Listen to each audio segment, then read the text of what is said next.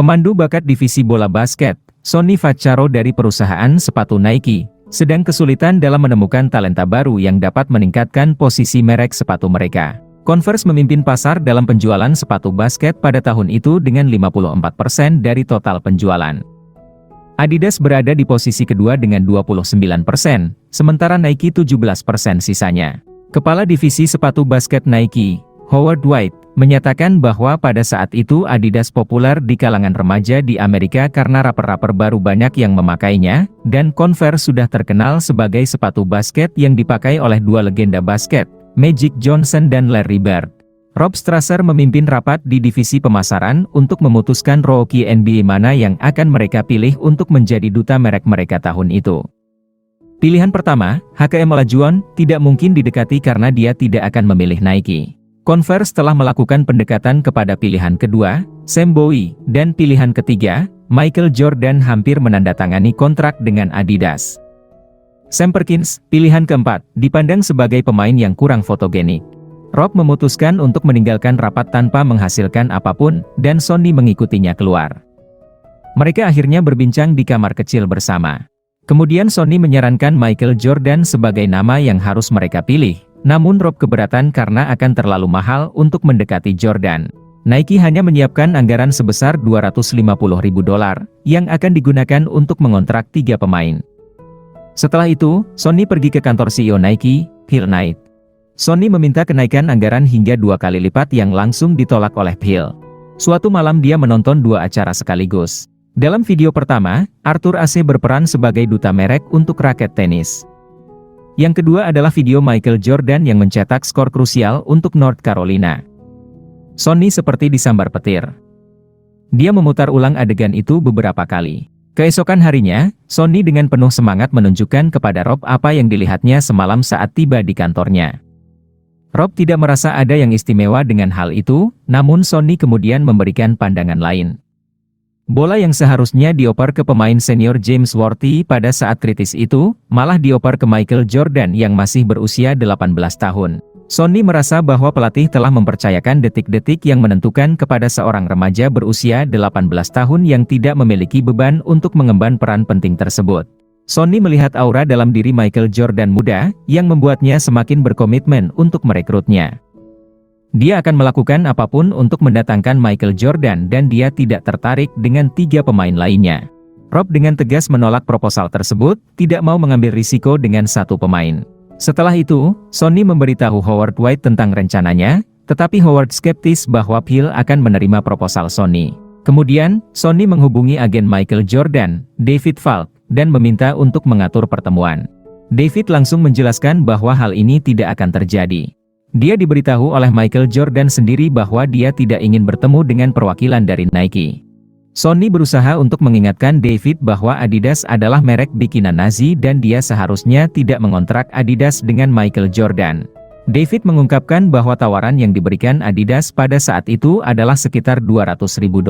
Sonny sempat bimbang karena dia tahu uang sebanyak itu terlalu banyak untuk seorang pemula, tetapi dia mengatakan kepada Phil bahwa dia bersedia mempertaruhkan karirnya demi kesepakatan itu.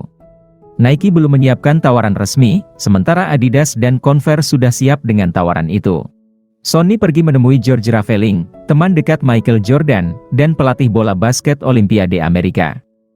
Michael Jordan dilaporkan menyatakan bahwa ia tidak ingin bergabung dengan Nike karena sepatunya tidak terlalu bagus, meskipun perusahaan akan memberinya bonus dan mobil idamannya. Menurut George.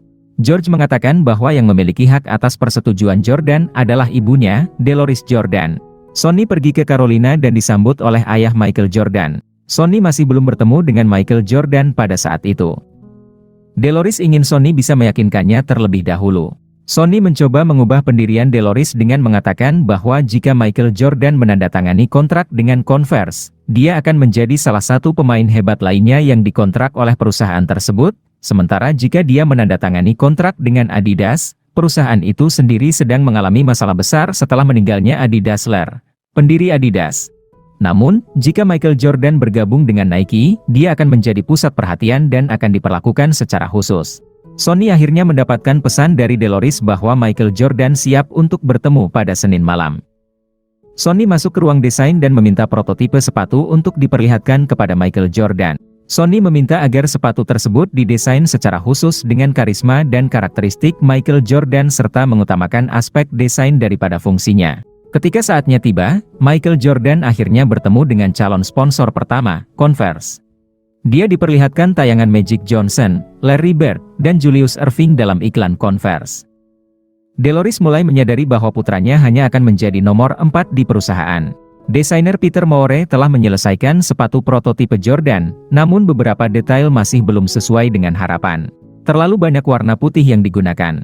Peter mengklarifikasi bahwa desain yang dibuatnya disesuaikan dengan peraturan NBA, di mana semua sepatu yang dikenakan pemain harus berwarna dominan putih. Jika tidak, mereka akan didenda sebesar $5.000 per pertandingan. Rob kemudian menyarankan agar mereka mencocokkan warna Chicago Bulls dengan warna merah yang dominan dan mereka akan membayar semua denda yang akan dikenakan kepada Michael Jordan. Peter kemudian memiliki ide lain, yaitu menamai sepatu tersebut dengan Ale, yang rencananya akan diaplikasikan pada produk lain, dengan mencantumkan nama Michael Jordan di belakangnya. Itulah kelahiran Ale Jordan, sepatu basket legendaris dari Nike. Pada hari Sabtu, orang tua Michael Jordan dan Adidas bertemu. Mereka diperlihatkan beberapa model sepatu yang akan diberikan kepada Michael Jordan. Deloris tidak senang dengan hasil desainnya. Dia juga memperhatikan bahwa Adidas tampaknya tidak memiliki satu orang utama sebagai pengambil keputusan. Seperti yang dijelaskan Sonny sebelumnya.